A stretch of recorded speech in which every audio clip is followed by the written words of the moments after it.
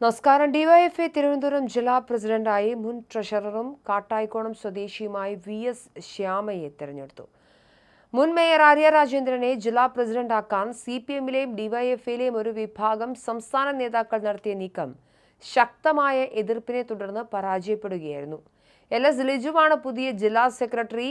SS നിതിനെ പുതിയ ട്രഷററായും ജില്ലാ സമ്മേളനം തിരഞ്ഞെടുത്തു. സെക്രട്ടറിയായി തിരഞ്ഞെടുക്കപ്പെട്ട LS ലിജുവും ട്രഷററായ SS നിതിനും നിലവിൽ ഡിവൈഎഫ്ഐ സംസ്ഥാന സമിതി അംഗങ്ങളാണ്. നിലവിൽ ഡിവൈഎഫ്ഐ സംസ്ഥാന സെക്രട്ടേറിയറ്റ് അംഗമാണ് ആര്യ രാജേന്ദ്രൻ. അടുത്തിടെ നടന്ന നിയമസഭാ തെരഞ്ഞെടുപ്പിലും പൂർണ്ണമായും മാറ്റി നിർത്തപ്പെട്ട ആര്യയെ ഡിവൈഎഫ്ഐ ജില്ലാ പ്രസിഡന്റ് സ്ഥാനത്തേക്ക് കൊണ്ടുവരാൻ ചില മുതിർന്ന നേതാക്കൾ താൽപര്യം കാണിച്ചിരുന്നു. എന്നാൽ പാർട്ടിയിലും സംഘടനയിലുമുള്ള മറ്റൊരു വിഭാഗം ഇതിനെതിരെ ശക്തമായി രംഗത്തെത്തുകയായിരുന്നു. നേതൃത്വ തർക്കം രൂക്ഷമായതിനെ തുടർന്ന് ഡൽഹിയിലായിരുന്ന അഖിലേന്ത്യാ പ്രസിഡന്റ് A. റഹീം MP അടിയന്തരമായി തിരുവനന്തപുരത്തെത്തി ചർച്ചകളിൽ പങ്കെടുത്തു. തുടർന്ന് രാവിലെ ചേർന്ന ഡിവൈഎഫ്ഐ ജില്ലാ നേതാക്കളുടെ യോഗത്തിലാണ് VS ശ്യാമയെ പ്രസിഡന്റും LS ലിജുവിനെ സെക്രട്ടറിയുമാക്കുന്ന പാനലിന് രൂപം നൽകിയത്.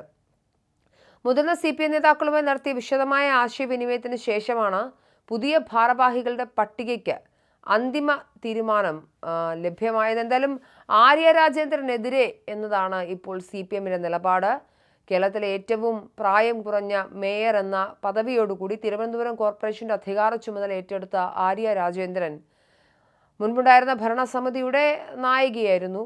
സ്വാഭാവികമായും ഭരണം നടത്തി. വലിയ രീതിയിലുള്ള ഭരണവിരുദ്ധ വികാരമാണ് തിരുവനന്തപുരത്ത് ഉണ്ടാക്കിയതെന്ന് മാത്രമല്ല, പാർട്ടിയിലും ആര്യക്കെതിരെ വലിയ രീതിയിലുള്ള വിദ്വേഷങ്ങൾ ഉണ്ടായി.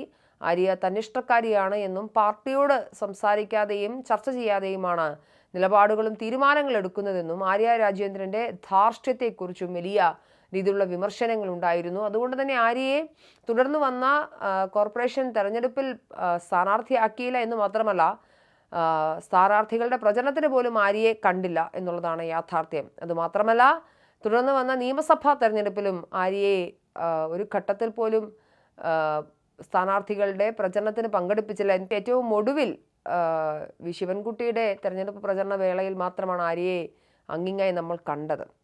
തിരുവനന്തപുരം കോർപ്പറേഷനിലെ LDF-ന്റെ കനത്ത തോൽവിക്ക് പിന്നാലെ മേയർ ആര്യ രാജേന്ദ്രനെതിരെ മുൻ CPM കൗൺസിലർ ഗായത്രി ബാബു അടക്കമുള്ള ആളുകൾ രംഗത്ത് വന്നതും വലിയ ചർച്ചയായിരുന്നു. LDF-ന്റെ കനത്ത തിരിച്ചടിക്ക് പിന്നാലെ മേയറുടെ പേരോ സ്ഥാനമോ എടുത്തു പറയാതെയാണ് വിമർശനം അന്ന് നടത്തിയത്. മേയർ ആര്യ രാജേന്ദ്രന്റെ ഭരണസമിതിയിൽ വഞ്ചൂർ വാർഡിൽ നിന്നുള്ള കൗൺസിലറായിരുന്നു ഗായത്രി ബാബു.